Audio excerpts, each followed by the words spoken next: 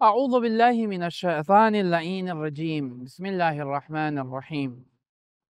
الحمد لله رب العالمين والصلاة والسلام على محمد وآله الطيبين الطاهرين اللهم صل على محمد وآل محمد وعجل فرجهم واللعنة على أعدائهم أجمعين من يومنا هذا إلى قيام يوم الدين أما بعد فقد بسم الله الرحمن الرحيم. چونکہ ہم امام جعفر صادق علیہ الصلوۃ والسلام کے ماننے والے ہیں، ہم امیر المومنین علی ابن ابی طالب علیہ الصلوۃ والسلام کے ماننے والے ہیں، لہذا ہمارا عقیدہ اور ہمارا نظریہ یہ ہے کہ اللہ کے رسول نے اللہ کی جانب سے 12 اماموں کی نشاندہی اور ان کی امامت کے اوپر نص قائم کیا ہے، لہذا ہمارا اور آپ کے 10ویں امام علی نقی علیہ الصلوۃ والسلام کی امامت پر بھی 2 طرح کی نصوص ہیں۔ ایک نص وہ ہے کہ جو نص سے عام ہے، دوسری نص وہ ہے کہ جو نص سے خاص ہے۔ نص سے عام یوں تو بہرحال جیسا کہ ذکر کیا کہ رسول اسلام سے روایات ہے کہ جس میں رسول اسلام نے یہ اعلان کیا ہے کہ میرے بعد میرے 12 خلیفہ 12 جانشین ہوں گے، اور اس کے بعد ہر ایک کا نام ذکر کیا ہے۔ اور ائمہ علیہ الصلوۃ والسلام سے بھی روایات ہے، جیسے امام جعفر صادق علیہ الصلوۃ والسلام سے روایت ہے، قال سلمان الفارسی، سلمان فارسی کہتے ہیں رأیت الحسین ابن علی علیہ الصلوۃ والسلام فی ہجر النبی، میں نے امام حسین علیہ الصلوۃ والسلام کو رسول کی آغوش میں دیکھا۔ کس حالت میں؟ رسول اسلام امام حسین علیہ الصلوۃ والسلام کی آنکھوں کا اور لبھائے مبارک کا بوسہ دے رہے تھے، اور رسول اسلام کہہ رہے تھے انتا سید ابن سید ابو سعدہ، اے میرے بیٹے حسین تم سید و سردار ہو، سید و سردار کے بیٹے ہو، بلکہ تمہارے ہی لیے سرداری جچتی ہے۔ اس کے بعد ارشاد فرماتے ہیں انتا حجت ابن حجہ ابو حجج، انت الامام ابن الامام ابو الائمہ التسعہ من صلبک تاسعہم قائمہم، یعنی یہ ایک نصوص عام ہے کہ جہاں کے پر رسول اسلام اشارہ کر رہے ہیں کہ یقیناً تم حجت اور ابن حجت ہو، اور تمہارے سلسلہ نسب میں نواں قائم آل محمد ہوگا، یعنی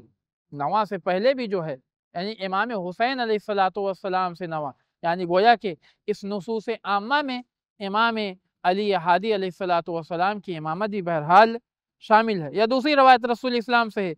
12 من اہل بیتی آتاہم اللہ فہمی وعلمی وحکمتی وخلقہم من طینتی فویل للمتکبرین علیہم بعدی، رسول اسلام نے صراحت کے ساتھ ارشاد فرمایا کہ میرے بعد میری اہل بیت میں سے 12 میرے جانشین ہوں گے کہ جنہیں اللہ نے میرا فہم میری حکمت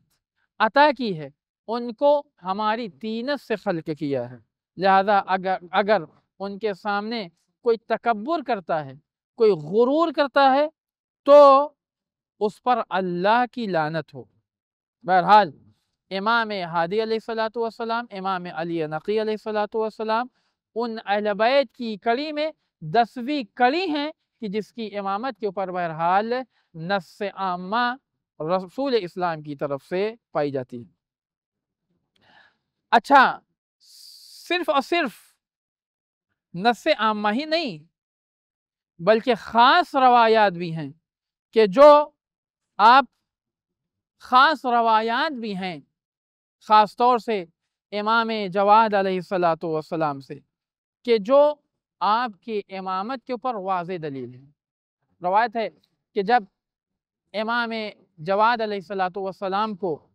پہلی بار بغداد بلایا گیا اور کسی صحابی نے ڈرتے ڈرتے یہ سوال کر لیا، فرزند رسول آپ کے بعد یہ امر ولایت، یہ امر خلافت کس کی طرف منتقل ہونے والا ہے؟ تو امام نے مسکراتے ہوئے اس کی طرف دیکھا اور فرمایا کہ پریشان نہ ہو، ابھی وہ وقت نہیں آیا ہے جس بارے میں تم ڈر رہے ہو۔ لیکن جب دوسری مرتبہ امام جواد علیہ السلام کو بغداد بلایا گیا اور صحابی نے کہا کہ میں نے امام کی خدمت میں آ کے سوال کیا، فرزند رسول آپ کے بعد یہ آپ کا امر، یہ ولایت، یہ خلافت کس کے حوالے ہوگی؟ امام جواد علیہ السلام گریہ کرنے لگے، امام جواد علیہ السلام رونے لگے۔ راوی کہتا ہے، صحابی کہتا ہے کہ میں نے دیکھا کہ امام کے آنسو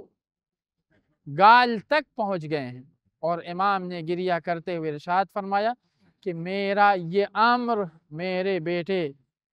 امام علی نقی علیہ السلام تک پہنچے گا، یعنی میرے بعد میرا خلیفہ اور رسول کا جانشین اور رسول کا خلیفہ میرا بیٹا امام علی نقی ہوگا۔ دوسری جگہ روایت ہے کہ جب امام محمد تقی علیہ السلام سے سوال کیا گیا کہ کم سنی کے عالم میں آپ کا امر اور آپ کی خلافت اور آپ کی طرف سے جانشین امام علی نقی علیہ السلام ہوں گے، تو امام نے ارشاد فرمایا اس میں تعجب کی کیا بات ہے؟ ہمارا چھوٹا اور ہمارا بڑا، ہمارے چھوٹے میں اور ہمارے بڑے میں کوئی فرق نہیں ہے۔ جناب عیسیٰ گہوارے میں ہیں اور اپنے نبوت کا بھی اعلان کر رہے ہیں اور اپنے صاحب شریعت ہونے کا بھی اعلان کر رہے ہیں، تو جناب موسیٰ گہوارے میں رہ کر اپنی نبوت کا بھی اعلان کر سکتے ہیں، اپنے صاحب شریعت ہونے کا بھی اعلان کر سکتے ہیں۔ ہم فخر عیسیٰ ہیں، ہم جناب عیسیٰ سے افضل اور برتر ہیں۔ اگر جناب عیسیٰ اپنی نبوت کا اعلان، اپنے صاحب شریعت ہونے کا اعلان گہوارے سے کر سکتے ہیں، تو ہمارا 6 سال کا یا 7 برس کا وہ امام کیوں نہیں ہو سکتا ہے؟ لہٰذا اس میں کوئی تعجب کی بات نہیں ہے کہ میرے بعد میرا جانشین، میرا خلیفہ، میرا بیٹا امام علی نقی ہوگا، اگرچہ کم سنی کا موقع ہو۔ اور یہ سلسلہ امام محمد تقی علیہ السلام سے شروع ہو گیا کہ امام محمد تقی علیہ السلام بھی جانشین قرار پائے اس حالت میں کہ آپ کی عمر بھی کم تھی۔ لہذا امام علی نقی علیہ السلام کی امامت پر نصوص عامہ رسول اسلام کی وہ روایات ہیں کہ جن روایات میں 12 ائمہ کا تذکرہ کیا گیا ہے، اور نصوص خاص ہیں کہ جہاں امام محمد تقی علیہ السلام نے امام علی نقی علیہ السلام کی امامت کا واضح اعلان کیا ہے۔ لہذا ان وضاحت کے بعد کسی طرح کے شک و شبہے کی گنجائش نہیں رہتی ہے۔ جو ان میں سے کسی ایک کا انکار کرے وہ ایسے ہی ہے کہ جیسے اس نے تمام ائمہ کا انکار کیا ہے۔ والحمدللہ رب العالمین۔